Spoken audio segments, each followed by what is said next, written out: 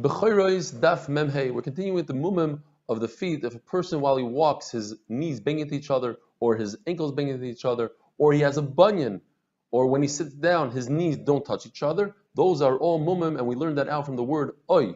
Oi shever regel. If a person has very large ankles, or he's missing his ankles completely, that's a mum.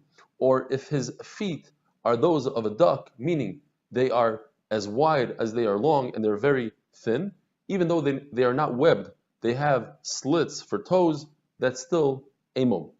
Now we're going to move on to the mumim of the fingers. If a person's fingers ride up on top of each other as so, or if they are connected, they are webbed from the middle joint all the way to the tip, that's a mum unless you cut it. But from this joint till the knuckle is not a mum. If a person has an extra finger, and that finger is visible from the backside of the hand, it's not located inside where it can be hidden, and it has a bone, if it is removed, then it is considered chaser. He's missing a limb because he was born. You're right, most people don't have that, but since he was born with it and you removed it, he's missing a limb. So that's a mum. If a person has 6 fingers, so that's machlokes. We see in the pasuk that Goliath's brother had 6 fingers, and the machlokes is whether or not the Torah said that he has 6 fingers, saying it as a positive or as a negative. So according to Chachamim, it is puzzle because it was a negative, and according to Rabbi Yehuda, it's a positive. And Rabbi Yehuda proved from Rabbi Tarfon that Rabbi Tarfon told a Jew who had 6 fingers, he said, Yisrael, there should be many like you. But the Gemara pushes it off and says perhaps he was saying that the Mamzerim Klal Yisrael should have that extra digit so you could tell that they are Mamzerim. A person who's ambidextrous, he controls both his right and his left hand the same way, is machlokes. According to Rebbe, he's puzzled, and according to Chachamim, he's kosher. The question is whether or not is it that his right hand is very weak, and that's why he can control both the same, or it's that his left hand is very strong, like Chachamim say, and that's why it's not a mum. But if a person is a lefty, that is a mum.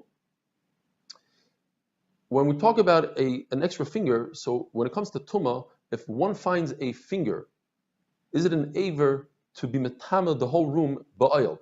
Because if there's a kezayis of meat, that's metama ba'oil. But if there's no kezayis of meat, it's just a aver, a limb. So you have a little bit of meat and you have a bone, and this finger came from the back of the hand where it's visible, so it is metama the whole room ba'oil. But if it came from the front, then it's not metama the room ba'oil, but it is metama b'magu b'mas. If you touch it or you lift it, it's metama. Rabbi Yechon says he doesn't understand why that is. It's memanashach. Either it's an aver and should be metama ba'oil, or it's not an aver. So the Gemara says two pshatim, either because you are touching a bone. Rabbi Yechon holds, but you're not touching the bone because there's skin and other stuff until you get to the bone. Or the pshat is because we know that a finger that comes from the back of the hand is metama ba'oil, so they made a gzera that a finger that comes from the front of the hand is also metama ba'oil. The other things that are metama ba'oil are roiva hakav, if you have a quarter of a kav of bones, or most of the height of a person, meaning 2 shin bones and 1 thigh bone consist of roiv binyan, and there's something called roiv minyan, the majority of the number of bones. Since a person has reimachi varim, 248 bones, so if you find 125 bones, that's the majority of bones. And that majority is for all people. In other words, if a person has, for instance, 281 bones, because they have extra fingers, etc., till they get to 281, and you find 125 is a majority even for that. And even for a person who only has 200, is missing fingers, etc., 125 is necessary to constitute a majority. Now, a woman, according to Rabbi Lazar, has 2 extra bones. She has 2 hinges. According to Rabbi Yeshua, she has 4 extra bones because she has 2 doors in addition to the 2 hinges. And according to Rabbi Kiva, she has 5 extra bones. She has a total of 253 because she has something called a mafteach, a key. The students of Rabbi Shmuel, they got their hands on a Zaina who was put to death and deserved, the king said she should get sreifa, she should be burned, and some say that they were forced to boil her body. So they boiled her body and they were able to count the bones and they came up with 252. The Gemara says that's not a question of Rabbi Kiva who says this 253 because the mafteach bone is so small, perhaps it dissolved in the boiling of water. Those 5 extra bones that a woman has are not metama ba'oil, and a man doesn't have them, and that's why they're not metama ba'oil. An additional psulim and mumim are if a person is extremely dark, he's a kushi, or very white, or red. If a person is extremely tall, to the point where his body, and skinny, where his body can't sustain his height and he bends over, that's a mum. But a very tall, proportionate tall person, Hakadosh Baruch Hu considers that positive.